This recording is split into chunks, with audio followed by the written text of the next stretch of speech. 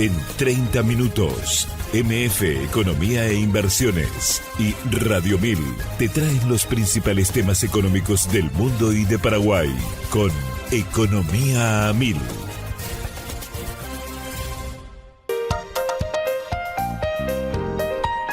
Muy buenos días, bienvenidos a una emisión más aquí en Economía 1000. Gracias por la compañía de todos los días. Quien les habla, Prince Otto, y ya estoy también junto con la compañera Ada Caballero. ¿Cómo estamos, Ada? ¿Qué tal? Bienvenida. Ayer te ausentaste, pero hoy ya estás nuevamente presta y lista aquí. Así mismo, buen día, Prince, buen día a la audiencia, ¿todo bien y vos? Todo en orden, ya también aquí con toda la energía y bueno, todo lo que podemos generar desde este espacio económico, recordando que es en coproducción con la consultora MF Economía e Inversiones y por supuesto Radio 1000. Y agradecerle también a todo el equipo humano que hace posible esta transmisión, la puesta al aire, y recordarles que no solamente pueden escucharnos a través del dial 1000 AM, sino también a través de X y YouTube buscando 1000 Noticias, ¿correcto? Así mismo. Y es momento ya de compartir las principales noticias económicas del día. Adelante, Josema. MF Economía e Inversiones presenta las principales noticias económicas de Paraguay y el mundo.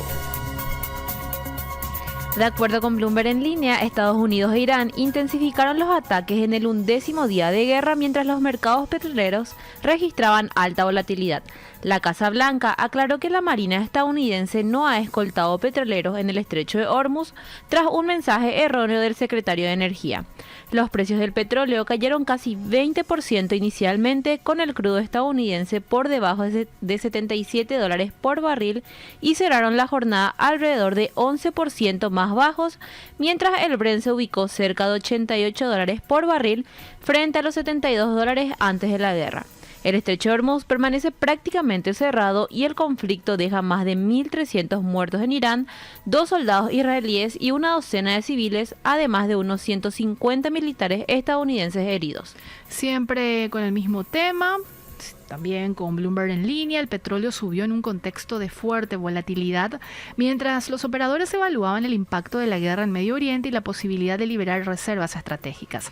La Agencia Internacional de la Energía analiza una liberación de entre 300 y 400 millones de barriles, una cifra superior a intervenciones previas en medio de interrupciones en el transporte marítimo por el estrecho de Hormuz, por donde normalmente circula una quinta parte del crudo mundial. El Brent alcanzó cerca de $91 por barril tras haber llegado casi a $120 el lunes, mientras el WTI subió 3,3% hasta 86,23 por barril, y la guerra que entra en su segunda semana ha provocado recortes de producción en Arabia Saudí, Irak, Emiratos Árabes Unidos y Kuwait por hasta 6,7 millones de barriles diarios, equivalente al 6% de la producción mundial, además de ataques a buques en la región y la paralización de la mayor refinería de los Emiratos Árabes Unidos tras un ataque con drones. ¿Más información? De acuerdo con medios internacionales, Irán ha continuado enviando petróleo a China a través del estrecho de Hormuz, pese a la guerra iniciada el 28 de febrero entre Estados Unidos, Israel e Irán. Desde el inicio del conflicto se han transportado al menos 11,7 millones de barriles del crudo por esta vía, mientras el tráfico marítimo se ha reducido y 10 embarcaciones fueron atacadas con al menos 7 marineros fallecidos. Los envíos iraníes a China alcanzan 1,22 millones de barriles diarios, por debajo de los 2,16 millones diarios exportados en febrero, el nivel más alto desde julio de 2018. En los 2 primeros meses del año, las importaciones del crudo de China aumentaron 15,8% interanual, mientras el país mantiene inventarios estimados en 1.200 millones de barriles, suficientes para cubrir entre 3 y 4 meses de demanda. ¿Y qué está pasando con la inflación en los Estados Unidos? Siempre de acuerdo a información dada a conocer por Bloomberg en línea, la inflación subyacente de Estados Unidos se desaceleró en febrero de 2026. El índice de precios al consumidor, excluyendo alimentos y energía, subió 0,2% mensual respecto a enero y 2,5% interanual, el ritmo más bajo en casi 5 años. La inflación general aumentó 0,3% mensual y 2,4% anual, reflejando una moderación de las presiones inflacionarias antes del impacto impacto del conflicto en Irán. El aumento de los precios del petróleo, la gasolina y los fertilizantes tras la guerra en Medio Oriente generan nuevas preocupaciones inflacionarias. En este contexto, se prevé que la Reserva Federal mantenga sin cambios las tasas de interés en su próxima reunión de política monetaria, mientras los mercados reaccionaron con caídas en los futuros de acciones y alzas en los rendimientos de los bonos del Tesoro, menciona Bloomberg. Y de información meramente internacional, ya vamos aterrizando lo que está pasando en las principales economías de la región. Para ello nos vamos y trasladamos hasta Argentina. El 45% de las importaciones vinculadas a proyectos del régimen de incentivos a las grandes inversiones en Argentina proviene de China, con Corea del Sur y Estados Unidos como otros proveedores relevantes. Las importaciones registradas por 6 proyectos suman $187 millones hasta el 31 de enero de 2026, en un contexto de debate entre el gobierno y la industria local sobre el impacto del régimen en la producción nacional. El régimen de incentivos, promulgado en agosto de 2024 y vigente hasta 2027, permite importar bienes de capital con incentivos aduaneros para proyectos de inversión. En 2025, las importaciones de bienes chinos a Argentina alcanzaron $17.954 millones, con un déficit comercial de $8.189 millones para el país. Y de Argentina nos trasladamos hasta Brasil. La Confederación de Agricultura y Ganadería de Brasil advirtió que el conflicto en Oriente Medio, iniciado tras los ataques de Estados Unidos e Israel contra Irán, está elevando los costos de la agroindustria brasileña. El aumento del precio del petróleo Brent impulsó subas en diésel y fertilizantes nitrogenados, con reportes de incrementos de $1 por litro de diésel. El impacto podría reflejarse en la cosecha 2026-2027, cuya siembra comienza en septiembre. El conflicto también presiona el mercado de fertilizantes y logística global. Oriente Medio concentra el 20% del comercio internacional de petróleo y gas, 30% de los fertilizantes del mundo y entre 25 y 35% del comercio de amoníaco y urea. El precio de la urea importada aumentó 33% entre el 26 de febrero y el 6 de marzo, mientras Brasil exportó $2.920 millones en productos agroindustriales e Irán en 2025, principalmente maíz, soja y azúcar. Y con esto vamos a adelantar nuestra primera pausa a la espera de nuestro entrevistado y, por supuesto, seguir pidiéndoles que se queden sintonizando Economía a Mil.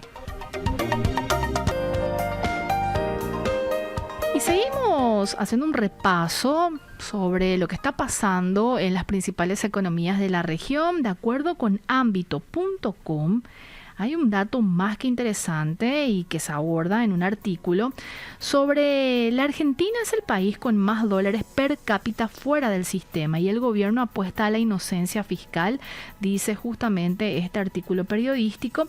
Y en ese sentido, la Argentina es el segundo país con mayor cantidad de dólares fuera del sistema financiero, o en términos populares, en el colchón. Así surge de un reciente informe presentado por el vicepresidente del Banco Central, Vladimir Werning, en el que cita datos del Fondo Monetario Internacional. Según esas estimaciones, los residentes argentinos mantienen cerca de $250.000 millones en efectivo o depositados en bancos del exterior.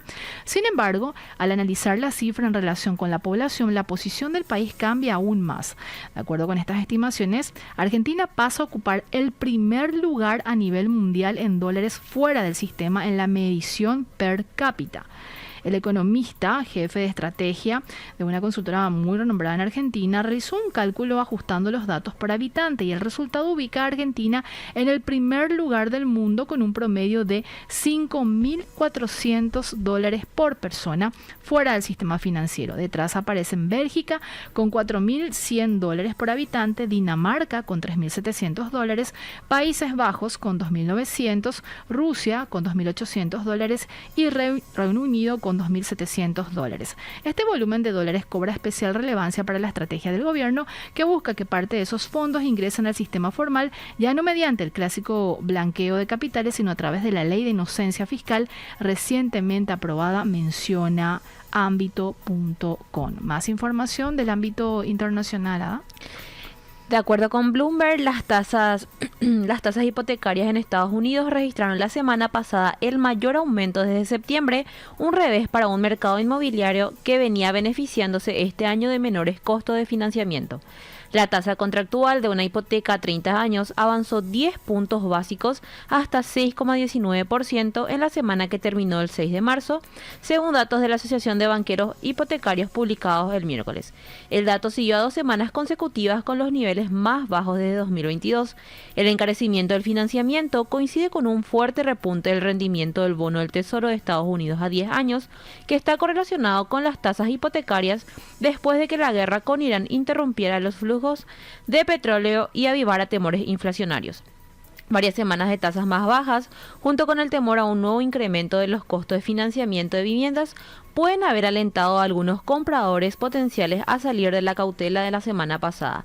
El indicador de la MBA sobre solicitudes para compra de vivienda aumentó 7,8%, el mayor avance desde inicios de enero. Un índice de actividad de refinanciamiento subió levemente y ha aumentado en todos menos en 2 semanas este año. El mercado mostraba señales incipientes de dinamismo a medida que las restricciones de asequibilidad comenzaban a moderarse. Cifras publicadas el martes mostraron que los cierres de contratos sobre viviendas usadas crecieron en febrero. Sin embargo, cualquier aumento sostenido en los costos de financiamiento inmobiliario presenta el riesgo de frenar la demanda de cara a la crucial temporada de ventas de primavera. La encuesta de la MBA, que se reutiliza semanalmente desde 1990, utiliza respuestas de los banqueros, hipotecarios, bancos comerciales y entidades de ahorro. Hay más información internacional y el avance de la electrificación en la industria automotriz tiene un actor dominante, una empresa china considerada el mayor productor de baterías para vehículos eléctricos, que cerró 2025 con resultados financieros que reflejan su creciente peso global, menciona Ámbito.com. La compañía informó un beneficio neto de 72.200 millones de yuanes, equivalente a unos 9.000 millones de euros, lo que representa un aumento del 42,3% frente al año anterior. El resultado confirma la fortaleza del grupo en un sector estratégico para la transición energética y la movilidad eléctrica. Y tras conocerse justamente estos datos, esta empresa china se ubica incluso por encima de lo que puede llegar a producir Estados Unidos y también países que forman parte de la zona euro. ¿Más información ahora? Siguiendo con información de Bloomberg. El comercio entre Irán y América Latina es reducido y tiene a Brasil como su principal punto de conexión. Mientras las exportaciones iraníes hacia la región son marginales, la mayor economía de Latinoamérica concentra la mayor parte de los envíos de alimentos hacia el mercado iraní. La relación comercial de Irán con América Latina es mínima en cuanto a exportaciones. Es el continente con el que menos relación tiene, dijo a Bloomberg en línea Ángel Sáez Carranza, que es el director del Centro de Pensamiento e Investigación. También explicó que el total de exportaciones de Irán al mundo, solo unos 15,4 millones de dólares, fueron a Sudamérica en 2024, principalmente a Brasil. En cuanto a importaciones, el principal proveedor latinoamericano de Irán es Brasil. Las relaciones diplomáticas entre Brasil e Irán se establecieron en 1903. También Irán es miembro pleno del bloque de los BRICS, originalmente fundado por Brasil, Rusia, India, China y Sudáfrica. Otros miembros plenos son Egipto, Emiratos Árabes Unidos, Etiopía e Indonesia.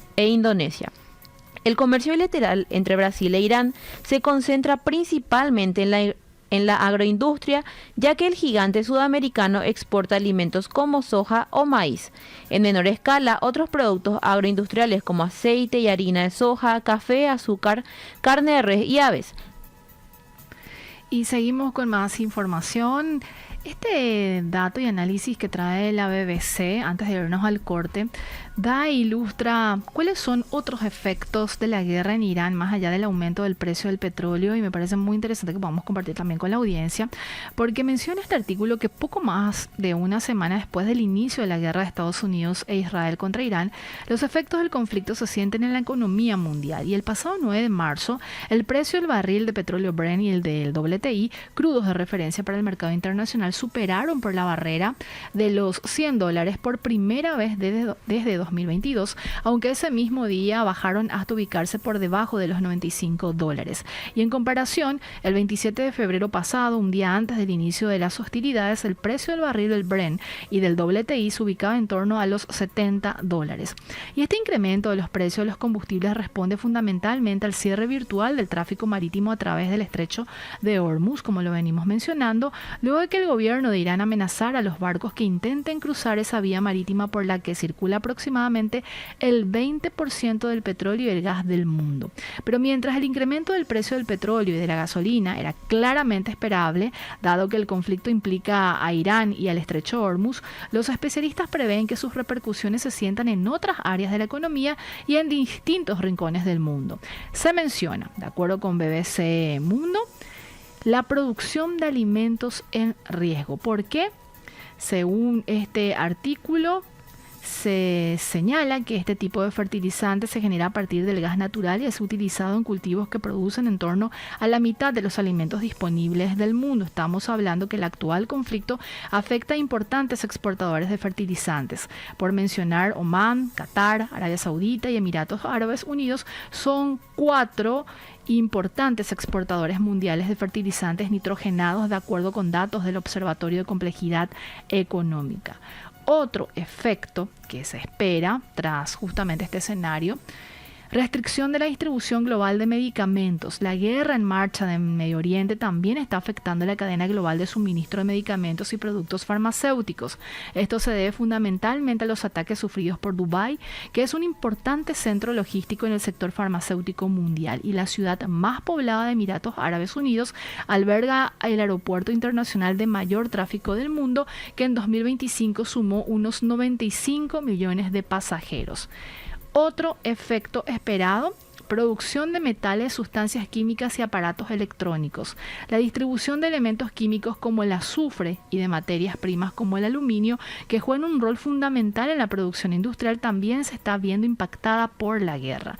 Países como Arabia Saudita, Emiratos Árabes Unidos, Qatar, Kuwait e Irán se encuentran entre los principales exportadores de azufre, un subproducto de la refinación de petróleo y gas. Y de acuerdo con el Servicio Geológico de Estados Unidos, un 24% de la producción global de azufre se origina en Medio Oriente.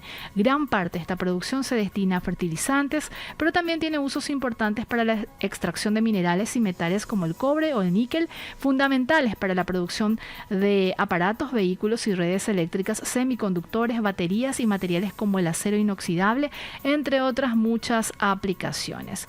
Así que invitados a seguir profundizando en este artículo de la BBC, muy interesante, sobre otros efectos económicos del conflicto bélico desatado en Medio Oriente. Con esto hacemos nuestra segunda pausa y a la vuelta seguimos con más Economía 1000.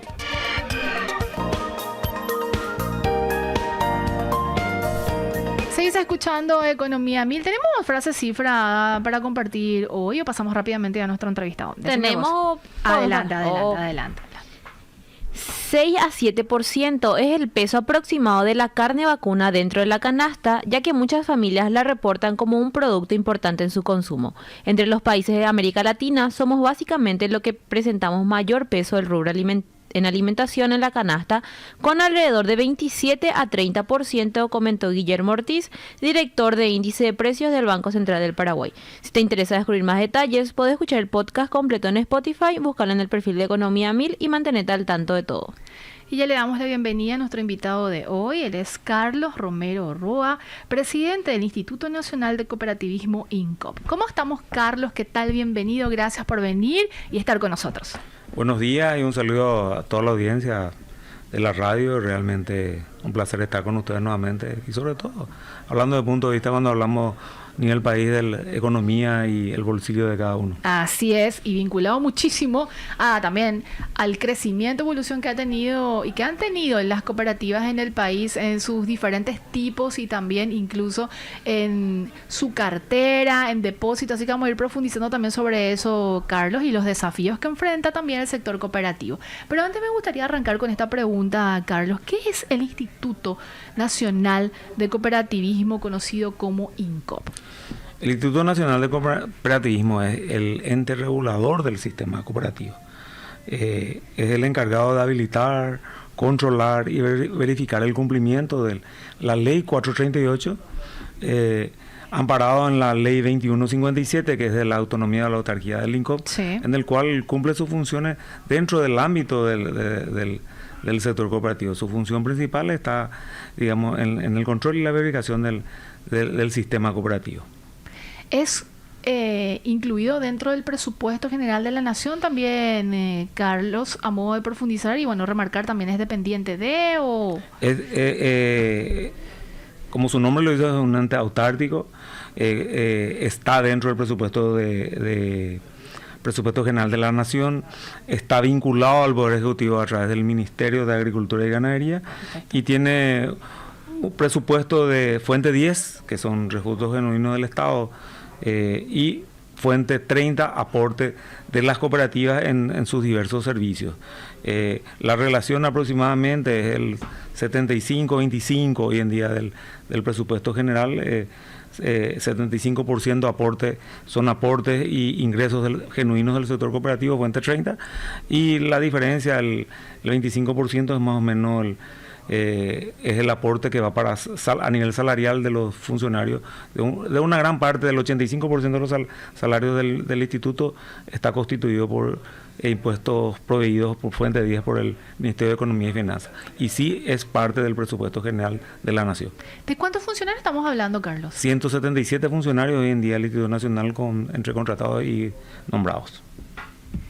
Con respecto a otros números, Carlos, ya entrando en campo y en tema, de acuerdo con los registros del INCOP, ¿cuántas personas están dentro del registro de justamente el instituto? Si hacemos como una suerte de números generales y después vamos a ir desglosando también, obviamente, por tipo de cooperativas. Realmente el número general de la membresía que nosotros decimos reportada al INCOP, y ese reporte se hace normalmente al mes de diciembre de cada año. Se están cerrando algunas cosas. Hablamos de 1.958.000 personas afiliadas a algún sistema de cooperativas.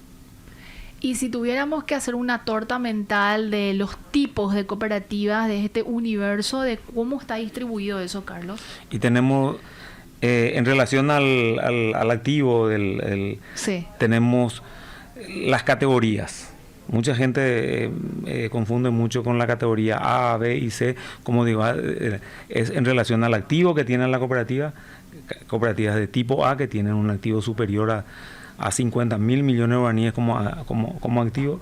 Las de tipo B, las que tienen entre 5.000 y 49.999 guaraníes de activo. Y las de tipo C, las menos de 5.000, o iniciando recién su proceso cooperativo.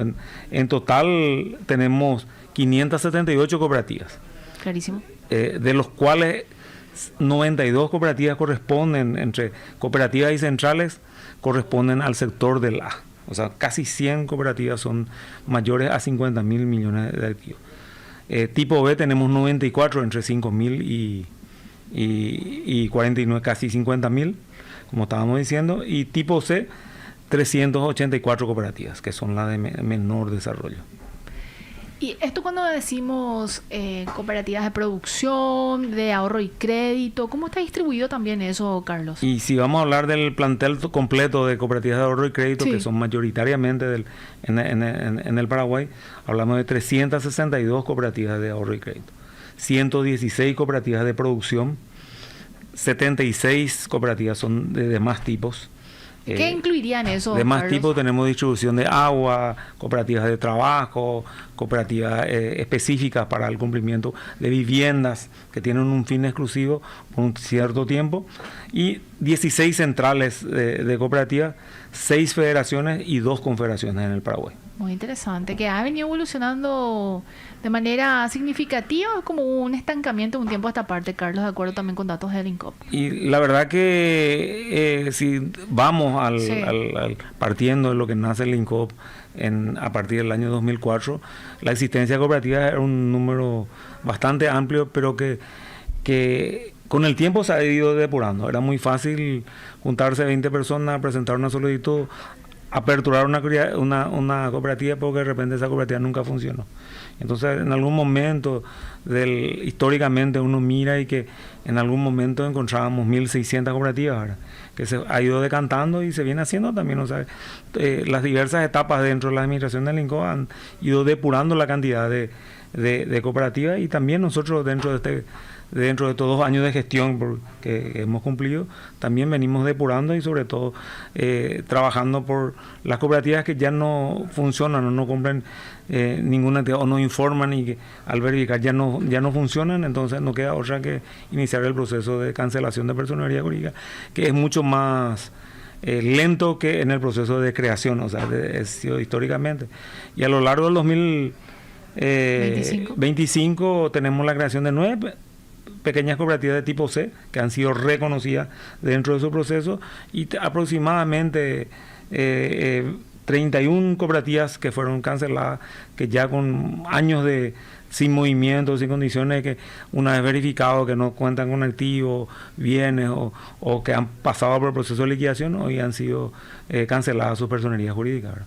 ¿Cómo se responde a los socios de estas cooperativas canceladas, Carlos? ¿Hay como vamos a decirle, artículo de salvaguarda, garantía, o qué acciones se toman en ese sentido? La primera parte es el mismo proceso de no funcionamiento de la cooperativa. Sí. O sea, la gran mayoría que nosotros estamos llegando, creo que al 2018 ya llegamos en el proceso de limpieza, sí. Y 2018 al 2026 son 8 años que hace 8 años que ya no tenía movimiento.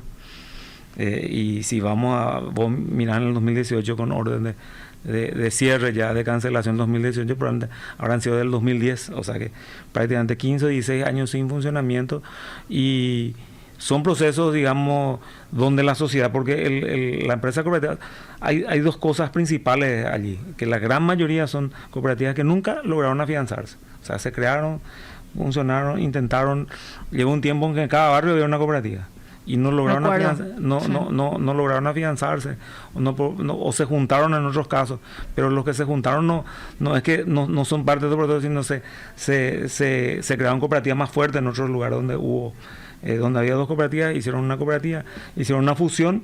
Eso probablemente están continuando o tienen otro proceso, pero las que quedaron ahí en parte nomás quedaron sin documentación, sin movimiento, sin otorgamiento, sin prestación de servicios, y eso te obliga nada más que a cerrar. O sea que de por sí solo se decantó. Inclusive varias de las cooperativas que nosotros ni RUT tenían porque no estaba en funcionamiento todavía el sistema de RUT. Y hace cuántos años que usamos nosotros el RUT en Paraguay.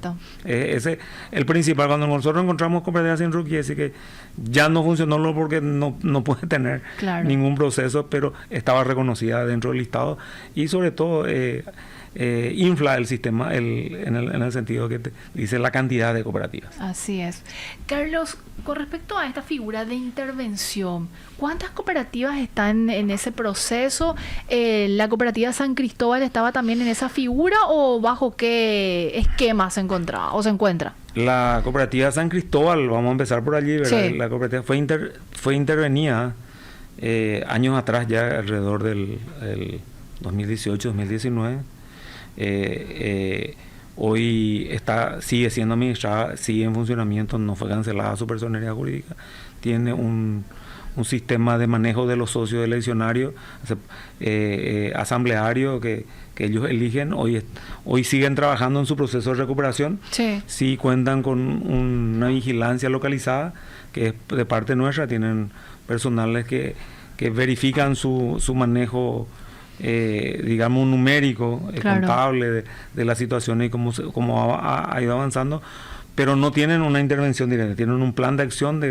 El plan de acción les indica, como lo dice el nombre, las acciones a que ellos deben someterse, y que cada 180 días son revisados nuevamente el cumplimiento de los mismos y si necesitan alguna cosa. Pero es un proceso largo, bastante complicado. ¿Por qué? Porque son pérdidas que tuvieron muy elevadas en su momento, ¿verdad? Y siguen trabajando hasta ahora, y van en camino a lo que ellos quieren, una recuperación, porque hay una masa societaria propietaria de la cosa. Por ese siempre aclarar bien que el asociado a la cooperativa es el dueño de la cooperativa. Así es.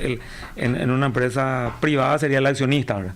Entonces, muchas veces nosotros nos encontramos atados de manos en el sentido de incurrir o verificar ciertas cosas que la propia asamblea o el propio asociado aprobó en su momento y reclama después, pero que no está en nuestras manos si los dueños de la empresa fueron los que dieron el ok para hacer eso, y que la mala inversión le llevó a ciertas cosas, ¿verdad? ¿Y en carpeta cuántas cooperativas en esa condición de intervenidas, Carlos? El 2025, para Sí. hacer una historia, nosotros, el INCOB ha intervenido 2 cooperativas.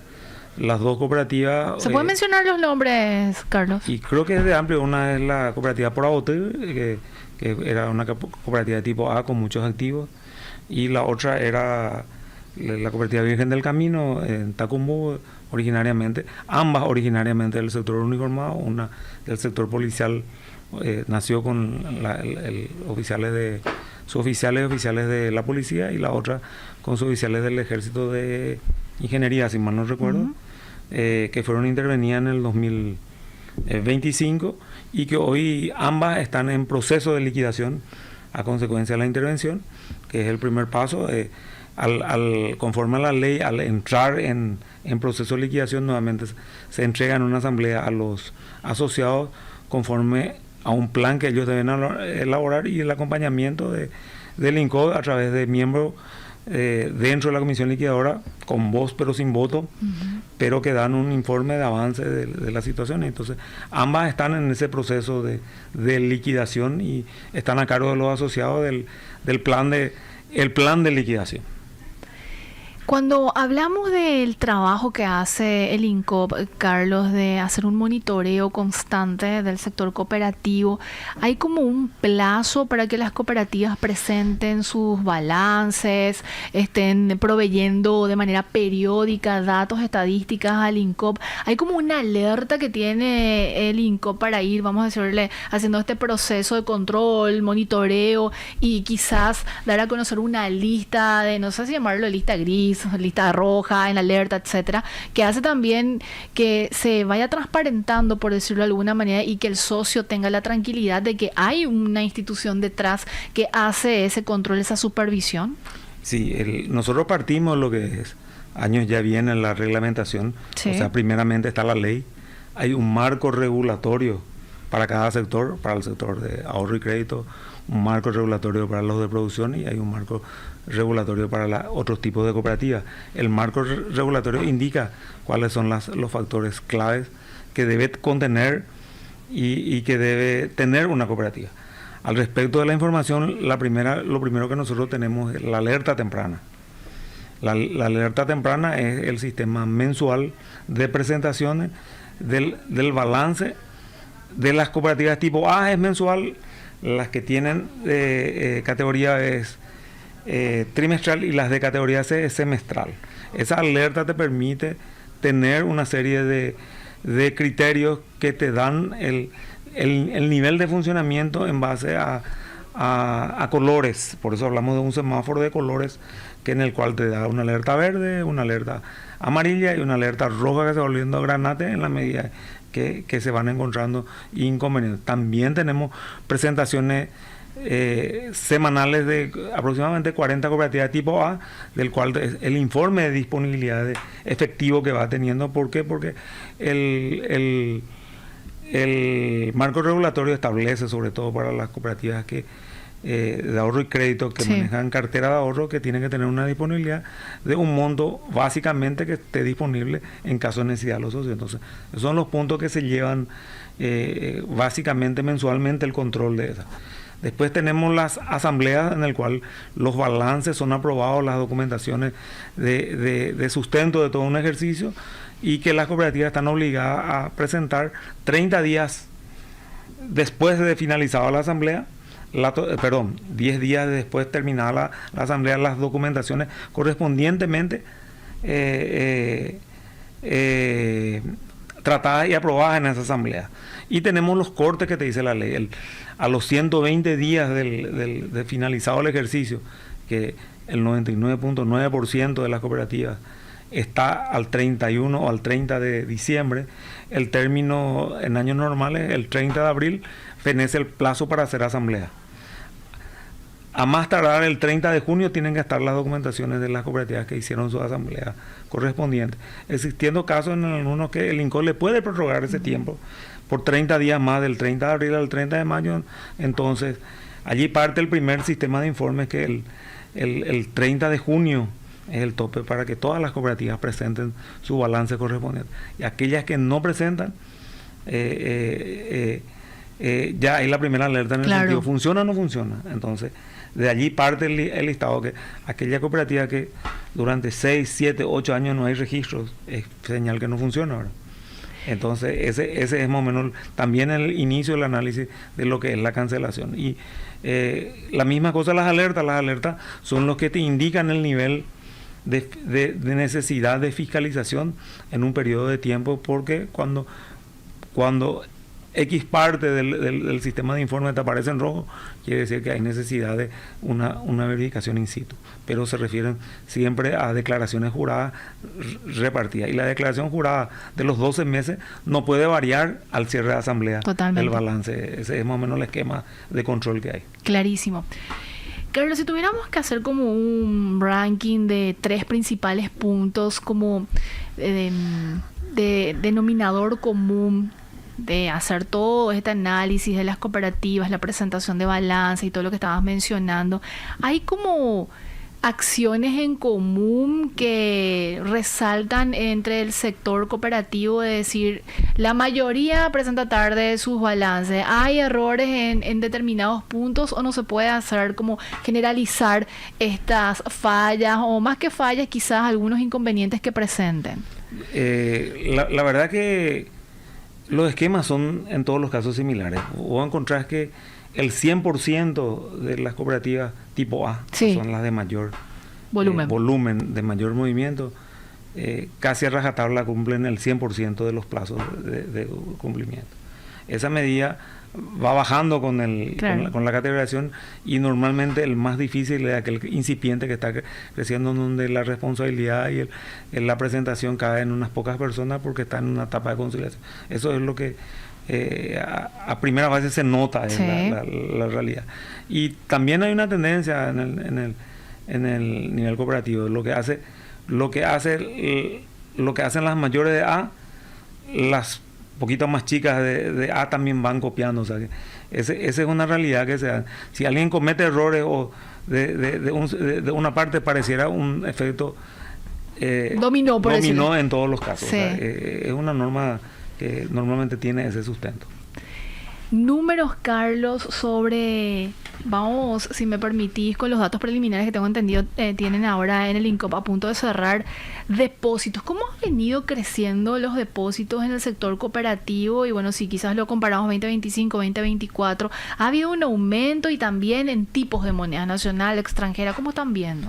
La verdad que los depósitos, sí, en general se han mantenido estables entre 2024 y 2025.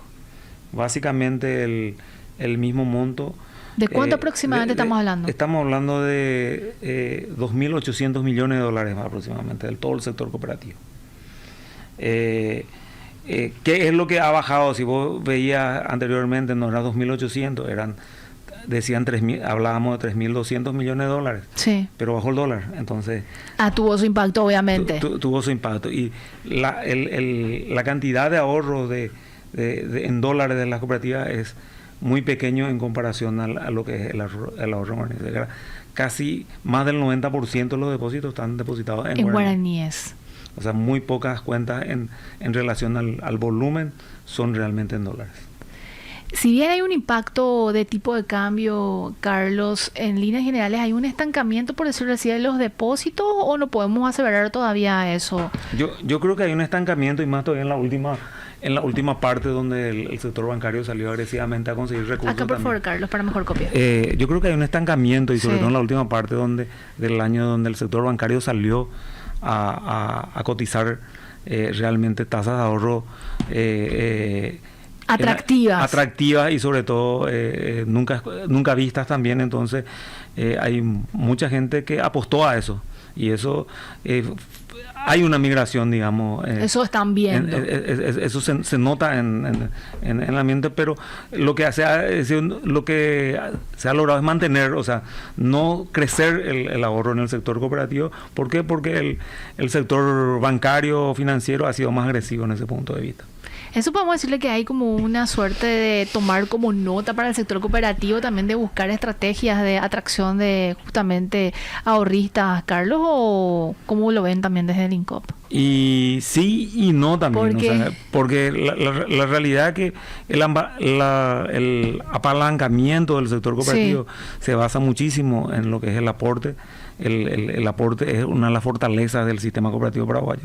O sea, el aporte es la capitalización mensual que viene llevando a la sociedad, que sí se da un crecimiento y que tiene poco impacto y poco gasto para el sector cooperativo en relación a lo que genera una caja de ahorro. Sostener es hoy en día básicamente en ahorro nomás la cartera es muy difícil por los altos costos que tiene la contrapartida del pago de los intereses, ¿verdad? Entonces los estudios que han demostrado a nivel interno es que la fortaleza del sector cooperativo paraguayo se basa en el aporte que le es económico y le abre la posibilidad de financiar a tasas más económicas en el mercado. La otra cara y estructura financiera de las cooperativas, Carlos, tema cartera de créditos. ¿Cómo está también ese comportamiento? ¿Cómo lo están viendo desde el instituto? Y la cartera de créditos sí ha aumentado, digamos, de alguna manera. Ha sufrido un aumento en el periodo 2025 y hablamos de 3.300 millones de dólares más o menos de la cartera de créditos, básicamente, sostenida por el sector cooperativo. Y ha ido sobre todo hay una avidez de préstamos en el segundo semestre del 2025. Explicado, hay una explicación, y Carlos. Normalmente en el segundo semestre el sector cooperativo siempre ha sido diferente en la entrega. A partir de junio para arriba la gente pareciera que más crédito quiere, esperando de las condiciones, pero sobre todo la necesidad del sistema de financiamiento se ha comportado de esa forma, donde creció la colocación de dinero, que también hace una eficiencia en el sentido de que viven las cooperativas de los intereses ganados, de la diferencia de los ahorros, de la diferencia de los aportes, es lo que genera realmente los ingresos y la posibilidad de pagar los gastos administrativos. ¿A qué actividades, o si tuviéramos que ponerle también una suerte de ranking del 1 al 3 al 5, qué sectores financia generalmente el sector cooperativo? Esto monto que estabas mencionando, 3.200 millones de dólares, ¿va más a vivienda, a sector productivo, etcétera? Y la verdad que el sector, digamos que no, la gran mayoría de los va a los gastos operativos, es lo que se define hoy en día. Se viene trabajando en la clasificación de lo que es el balance, pero gran porcentaje es simplemente la declaración de la solicitud de crédito va a gastos diversos. O sea, no hay una estructuración. O sea, el segundo que viene hoy en día dentro del sector cooperativo es vivienda. Hay cooperativas que han apostado, sobre todo las de A, donde ha aparecido el tema de AFD también con financiamiento de condiciones, vivienda ha sido. Y lo que son las cooperativas de producción es netamente producción. Claro. Entonces, esa es la diferencia, digamos, fundamental. O sea, las cooperativas de ahorro y crédito están directamente gastos operativos familiares, gastos diversos, y después ya aparece vivienda. Y en tercer lugar aparece aproximadamente el crédito pymes. Pero el crédito pymes también se ve disfrazado porque los créditos son personalizados, es para la persona, entonces no para la empresa, y muchos no declaran como inversión de pymes, sino como un gasto operativo nomás también. Ese es el criterio básicamente. ¿No se está pensando en tratar de desengranar o de puntualizar justamente estos gastos operativos para tener más claro el panorama a qué se destina el financiamiento o los créditos que se solicitan, Carlos? ¿No está en carpeta eso? Sí, se está trabajando, inclusive muchas cooperativas ya tienen discriminado sobre todo varias cosas, pero en el formato general que nosotros todavía tenemos, no nos permite todavía eso, pero sí está con un pensamiento de que podamos definir a qué sectores, a qué va, a qué es lo que se está financiando realmente con y sobre todo en los sistemas de calificación. Hoy exigen mucho, que mucho va a costo operativo y no a inversión.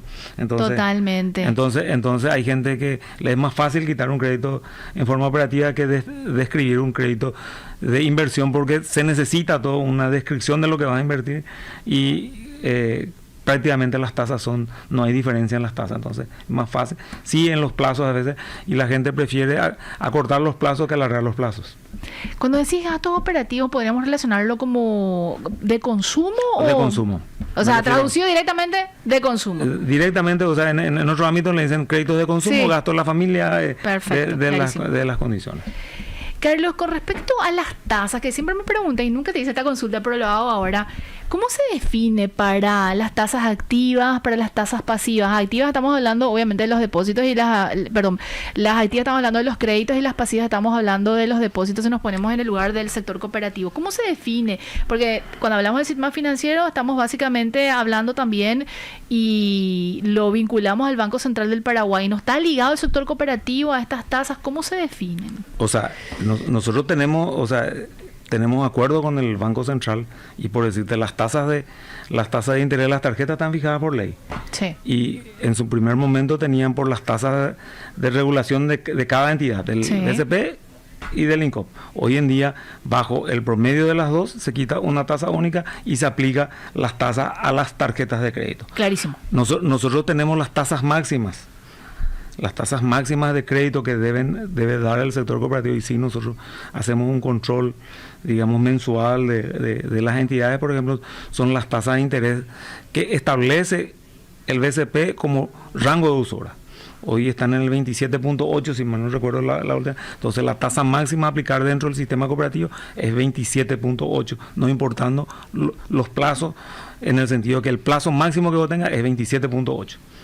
Y en la medida que se acortan los tiempos, la tasa de interés tiende a bajar, pero claro, la tasa de interés de cada entidad la fija cada entidad cooperativa en relación a su express, a sus costos administrativos, a su capital operativo, a su costo de dinero que ellos tienen, y en relación a eso se aplican las tasas finales que recibe el asociado.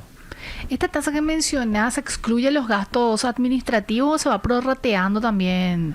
Carlos, ¿cómo funciona? Porque cuando uno solicita un crédito, y lo digo a título personal, cuando solicitas un crédito de una cooperativa, solicitas un monto X, suponte 5 millones, y en eso te dicen, bueno, hay un descuento de los gastos administrativos.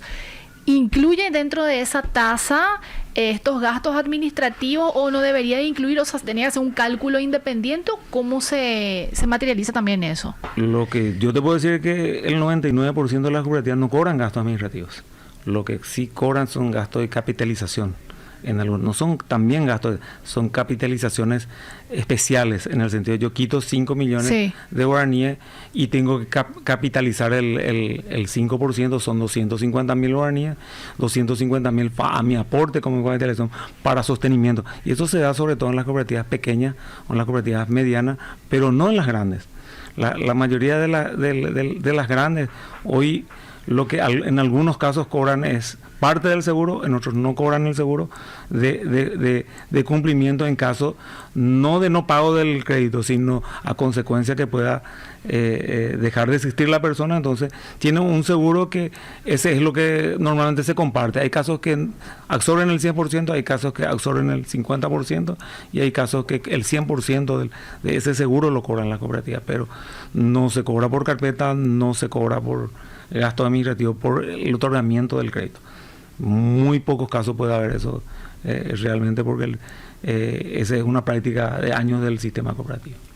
Si tuviéramos que también describir, y esta es el último, como que las últimas preguntas que te hago, Carlos, para liberarte también por tu agenda, si tuviéramos que decirle a la gente cuál es el principal beneficio que ofrece la cooperativa versus el sistema financiero convencional, ¿cuál sería hoy por hoy, Carlos? ¿Sigue siendo lo atractivo de las tasas en materia de crédito o hay otro componente que se ha visto dentro de la mesa de un tiempo a esta parte? Y si vamos a partir luego, el socio es dueño de la entidad. ¿Cierto? La primera gran ventaja, no posee gastos administrativos ni elaboración de carpeta que tiene el sector normalmente formal, bancario, etc.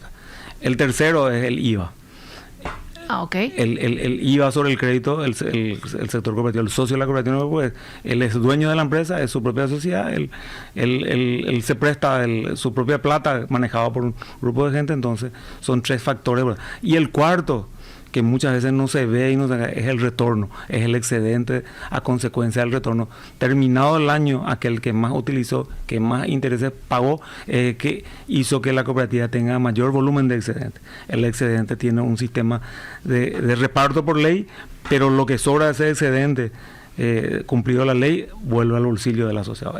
Esas son las cuatro, básicamente las cuatro virtudes del sector cooperativo de por qué un crédito cooperativo, independientemente de las tasas. Claro. Porque muchas veces las tasas te ofrecen a una tasa, la tasa es una y al comparar es la misma, pero los costos ocultos de otro tipo de organizaciones Totalmente. que no quieran, no se ven, pero a la hora de pagar sí se sienten.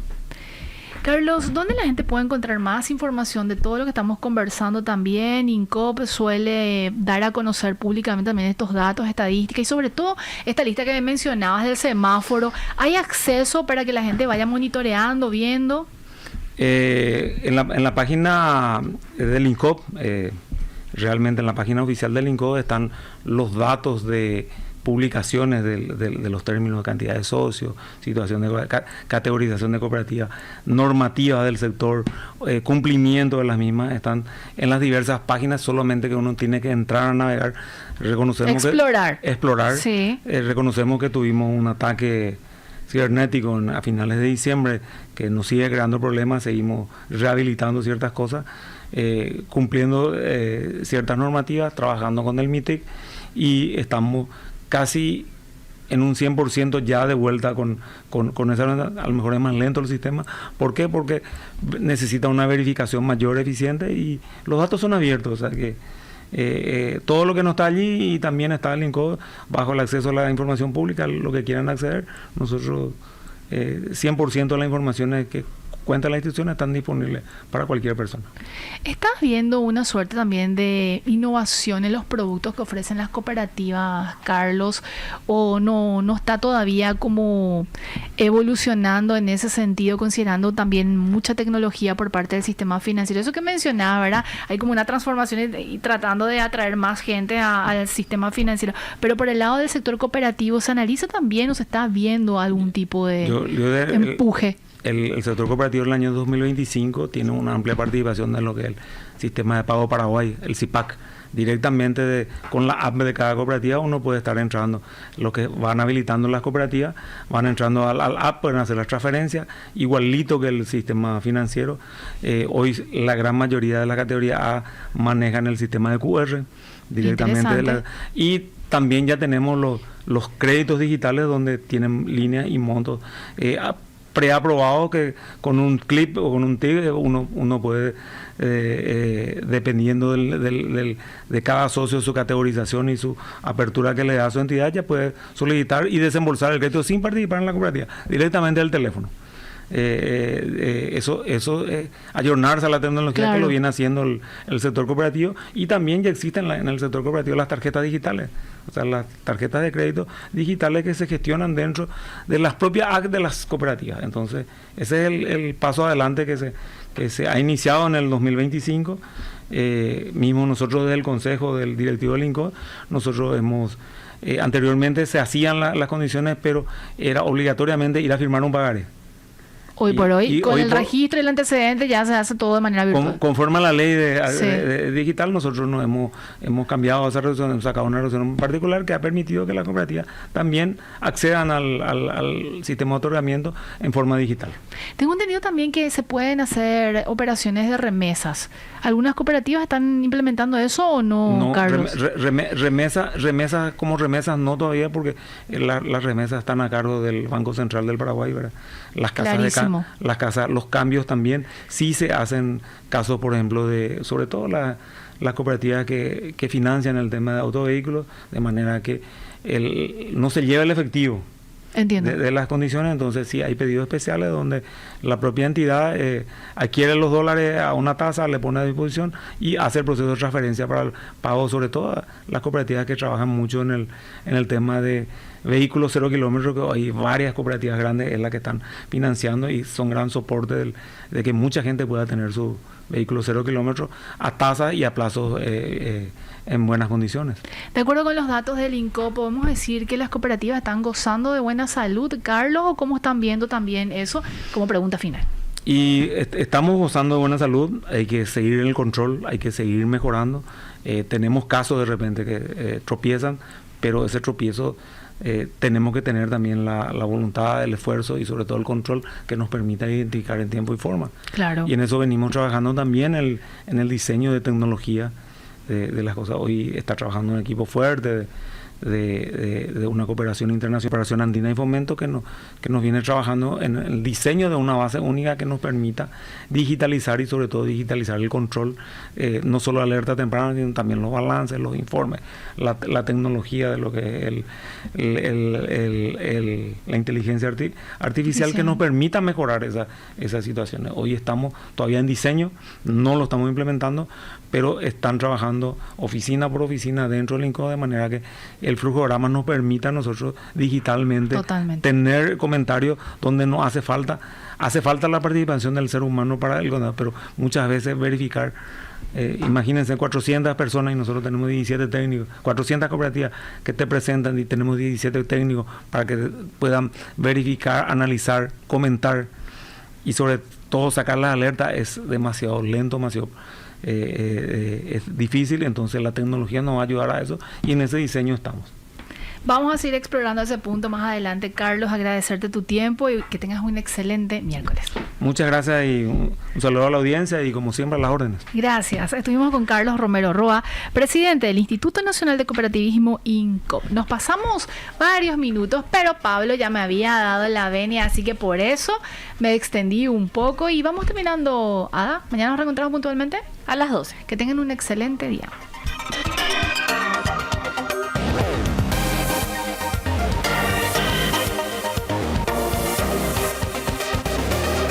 Economía.